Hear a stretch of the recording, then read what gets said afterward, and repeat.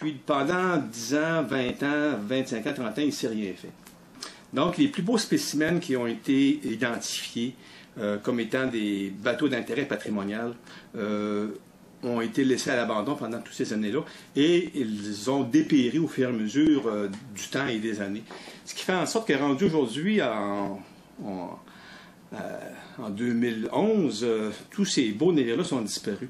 Le seul qui reste actuellement, qui est un peu issu de cette tradition maritime québécoise-là, c'est entre autres le bateau gros cible dont on parle abondamment depuis quelques années. Donc, c'est un beau petit navire qui est quand même bien équilibré, qui a quand même des formes et des proportions, je dirais, acceptables et maniables dans le sens que si on veut en faire un produit de mise en valeur, ben, c'est pas un bateau qui est énorme, c'est pas un bateau qui a 200 pieds de long, qui demande des infrastructures énormes.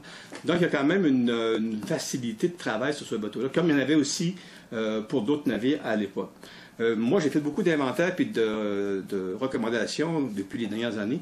Puis, on est toujours arrivé à la conclusion que pour bien conserver ces navires-là, il y a une seule façon. Si on ne les fait pas naviguer, parce que c'est sûr qu'en les faisant naviguer, ça aide à la conservation et au maintien du bien, il y avait une seule façon, c'est de les mettre sous abri. Donc, si je reviens à votre question, la Gros Cible, oui, effectivement, c'est un navire qui a un intérêt patrimonial parce qu'il est issu d'une tradition maritime québécoise qui date de quand même près de 200 ans. Vous savez, ce genre de navire-là, j'en ai répertorié environ 1 millier pendant peut-être 150 ans dans la vallée du Saint-Laurent qui ont été construits sur les rives du fleuve dans environ une affaire comme 252 lieux ou villages. Donc, c'est quand même important comme phénomène. Ça a été un petit peu l'outil privilégié du transport maritime sur le Saint-Laurent pendant près de 200 ans. Donc, c'est une importance, ces navires-là ont une importance patrimoniale et historique pour les Québécois, puis pour aussi toute l'histoire du Canada, si je peux dire. Sur ces milles-là, construits en 150 ans, il peut en rester combien qui pourraient naviguer aujourd'hui? Aucune. Il en reste. C'est sûr que la voile Gros Cible pourrait encore naviguer parce que le propriétaire a fait des travaux majeurs pour la rendre navigable.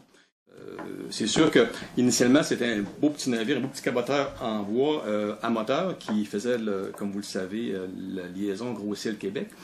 Puis là, le propriétaire a décidé de transformer le navire en voilier, comme c'était jadis à l'époque des navires à voile, ce qui est tout à fait légitime et louable. C'est une manière que le propriétaire a choisi de faire vivre le bateau, de le faire vivre aussi, de lui donner un aspect qui existait jadis sur le Saint-Laurent, puis un peu pour servir d'ambassadeur de ce patrimoine maritime-là. Il y a plusieurs exemples dans le monde qui nous montrent qu'on peut prendre un navire, le transformer et ça devient un nouveau navire issu à l'origine d'un navire traditionnel. C'est un choix. Je veux dire, c'est sûr que le navire initialement n'était pas à voile, il était un caboteur à moteur.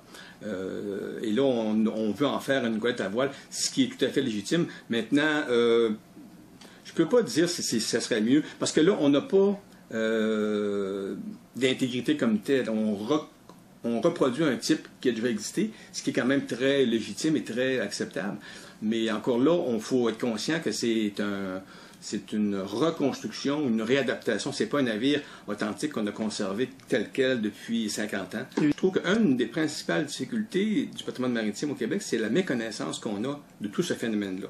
Donc, si on fait naviguer un navire pour devenir un ambassadeur du patrimoine maritime québécois, c'est tout à fait correct et intéressant qu'on utilise un navire, qu'on retransforme comme pour en faire un exemple d'un navire à voile à l'époque de la marine à voile, et de s'en servir maintenant pour diffuser, sensibiliser, mettre en valeur le patrimoine maritime. C'est une valeur aussi d'évocation, c'est une valeur... Je prends l'exemple du Blue Nose qu'on connaît tout le monde, qu'on voit sur les pièces de dissous. Là.